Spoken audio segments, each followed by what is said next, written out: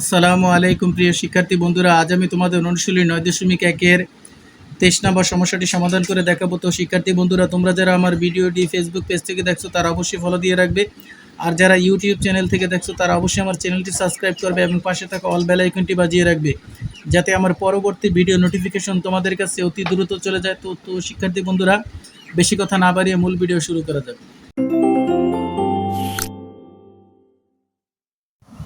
তো শিক্ষার্থী বন্ধুরা, এবার আমরা 23 নম্বর সমস্যাটি সমাধান করব। 23 নম্বর সমস্যাটি সমাধান করার আগে আমরা প্রশ্নটি পড়ে দেখব এখানে কি লেখা আছে। তো শিক্ষার্থী বন্ধুরা, এখানে লেখা আছে কুসেকে মাইনাস কটে ইকুয়াল 4/3 হলে কুসেকে প্লাস কটে এর মান কত।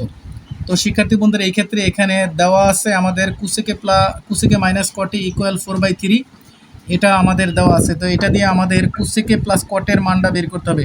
তো শিক্ষার্থী বন্ধু, এখানে একটা সহজ একটা কথা আছে যে আমাদের কুসেকে প্লাস কটের মান বের করতে হবে। সেই কুসেকে প্লাস কটের যে মানটা বের করতে হবে সেইটা দিয়েই কিন্তু আমরা এই উপরে নিচে আমরা গুণ করতে পারি। তো অনেকে কিন্তু জানে না যে আমরা কী দিয়ে গুণ করব। এই গুণের ক্ষেত্রে আমি তোমাদের একটা টিপস বলে দিলাম যে কুসেকে প্লাস কটের মান বের করতে হবে। তাহলে কুসেকে মাইনাস কটে ইকুয়াল 4/3-এর ক্ষেত্রে উপরে নিচে আমরা এই যে বাম পাশে অর্থাৎ কুসেকে প্লাস কটে দিয়ে আমরা গুণ করব।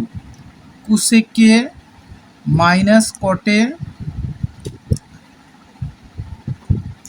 Into কুসেকে plus কটে।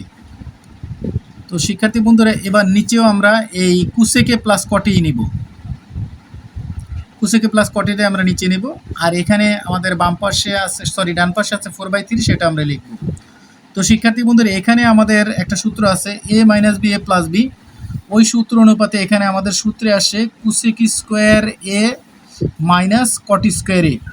যেমন এখানে a minus B A plus B সূত্র অনুপাতে আমাদের কি আসে a square minus B square. তাই এখানে এর জায়গায় আছে কুসেকে, বি এর জায়গায় আছে কটে, তাহলে কুসেক স্কোয়ার এ মাইনাস কট স্কোয়ার আসে। আর নিচে যে আমাদের এই যে কুসেকে প্লাস কটে সেটা আমরা লিখব। তো শিক্ষার্থী বন্ধুরা, এখানে আমাদের 4/3। তো কুসেক স্কোয়ার এ মাইনাস কট স্কোয়ারের মান কিন্তু 1, তো সেটা আমরা সূত্র অনুপাতে মানটা লিখে দিলাম। আর এখানে কুসেকে প্লাস কটে ইকুয়াল ডান পাশে 4/3, সেটা আমরা লিখলাম। শিক্ষার্থী বন্ধু, অঙ্কটা কিন্তু অধিক সহজ, তো তোমরা একটু দেখলেই পারবে একবার।